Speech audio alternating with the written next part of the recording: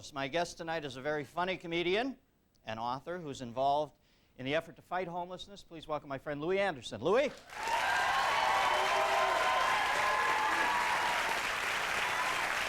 But this is a big show.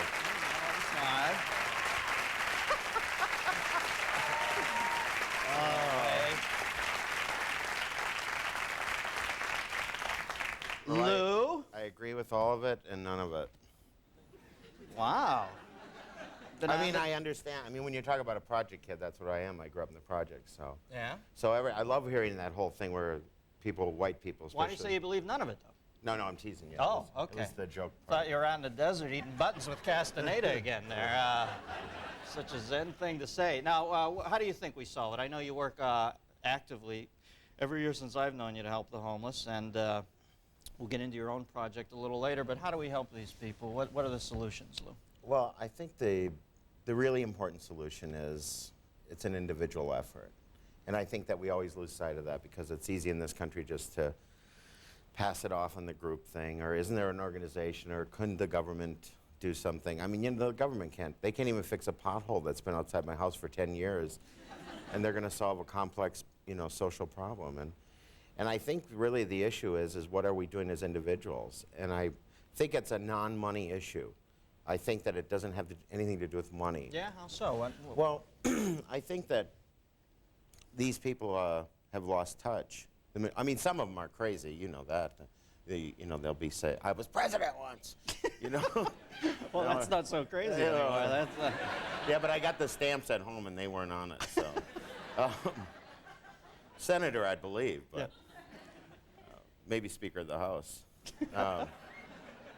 And I think that if we depend on them in Washington to do anything, I mean, we're lost. I mean, because they've already betrayed us. They betrayed us over and over, and those fuckers there say the same thing all the time. We're going to change, we're going to do something, but they'll never change, they'll never do anything. And especially it's evident that they don't cut the entitlements, like you say.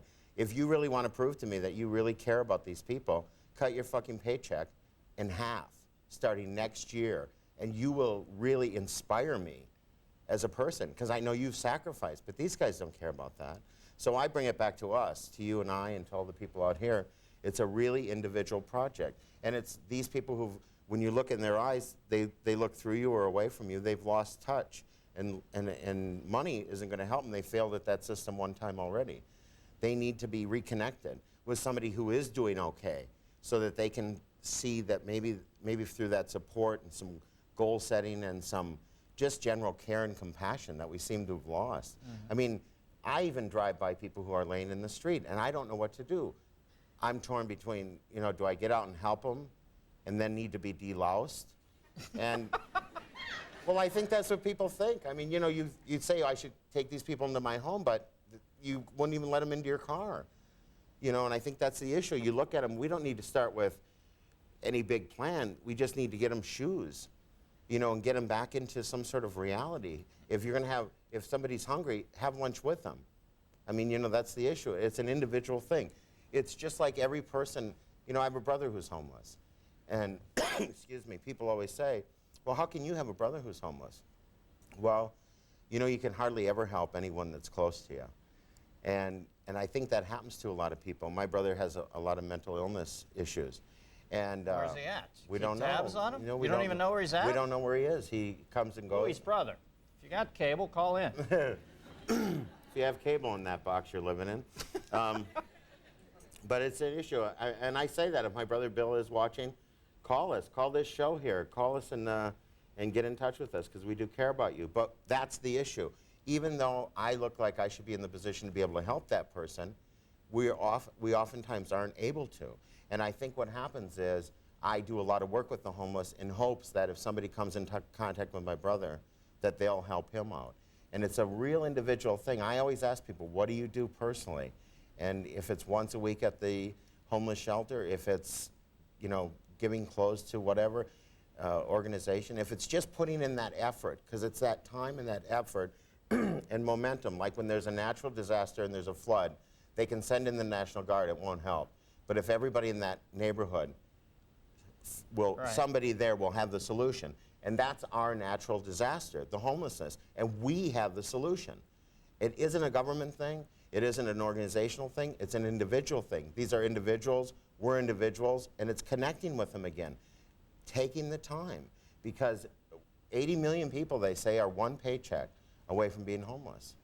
You and I are too. I mean, you know, that's just... But it's really an individual thing. And it really is about compassion. And it is about helping that person that's laying there. But there's no role model. There's nobody in this government, there's nobody in this country who says it's okay to stop and help that person. It's oftentimes, you know, they could get up if they wanted to.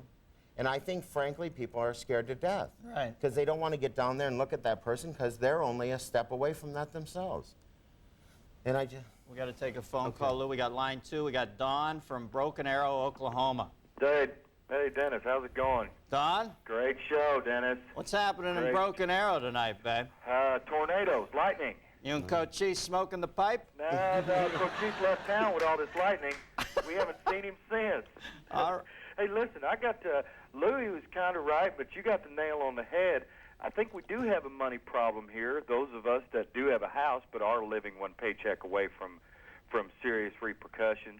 It's all this money we seem to be giving away to the rest of the world, and we've got too many of our own kids out there wandering the streets with no help. And we're talking younger kids, not kids that have left home.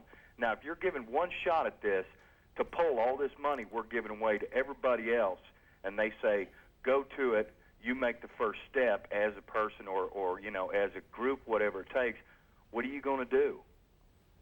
Well, I agree with you that we have to arrange our priorities because, you know, when I'm in the midst of, when I see people living on the street, I swear to God, my first thought is always, what the fuck are we doing in outer space? Right. I know outer space is a great thing and we should aspire to do that again someday, but I think we should take a respite right now, and because the place we launch off of is real fucked up right now. Right. And, you know, if we don't take care of that eventually, there's going to be no place to build the gantry, okay, because there's going to be too many people laying on it in their own urine. We got another call. Line 6, Lee from Atlanta, Georgia. Lee? Hey, how you doing, man? The show's really good, and I enjoy Solid. I'll enjoy listening to you tear everybody up and having no holds barred. But Louie, you're great too. You're funny. My comment is. Wait, Lee. Go ahead. What's your question, man? Well, my comment and question is I don't know if the homeless thing is really a big deal problem or if it's a societal crutch, and people use it at will. Like you stated in your prologue. Well, I think some people, yeah, I think Yeah. we see, I think you all see the shifty guys on the street. Yeah, but nobody, you know, gets up one morning and goes, you know, my dream is to have 3 carts connected and have it filled with... See, I disagree with you there, Lou. Do you really think so? Yeah, I think there's some guys who That just say that... and I'm not saying a lot, Yeah. but I've encountered them, and I want to look at them and just say, and I'm sorry if this makes me an inconsiderate human, but some of these guys who look of able-bodied, and actually, if I don't give to them, have a caustic, you know, like, I know caustic, believe me, right. that's my milieu, and, you know, and I look back and I feel like saying, why the fuck are you doing this, man? Why Right. don't you get on the stick, okay? So we can take the money that should go to the desperate, to the women, to the children who are battered, and give it to them. But you know, it's always those guys who know how to work that system who get in the front line for that, too. You know, and that really pisses me off. I agree with I'm you, sorry, except- I just cannot believe everybody out there has been fucked. I don't believe that. I agree with you, except on one level, that if we have to be willing to help all those people to get the people who really need it. So even though those people are taking advantage of us, we have to help them.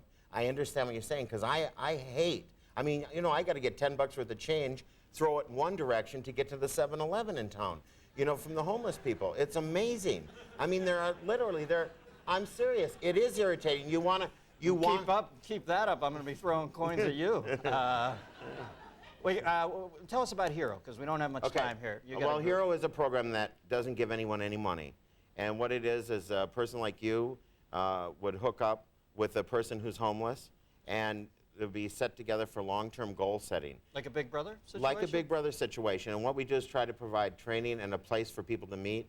And we have 20 people in the program.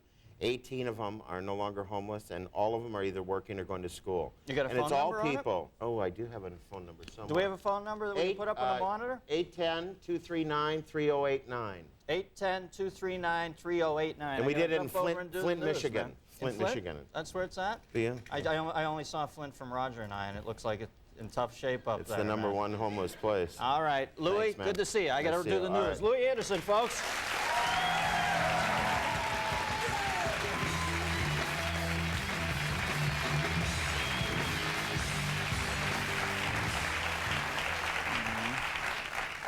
Now, you see, you've made great hay over the years making fun of your size, and I think that you have to be big to house the heart you have. You're a sweet man. I'm always, we used to travel together, and I'm touched by you, Louie. Let's go. Okay. You're right. You're right. I was being a wanker jagoff. Nice. I like okay. that.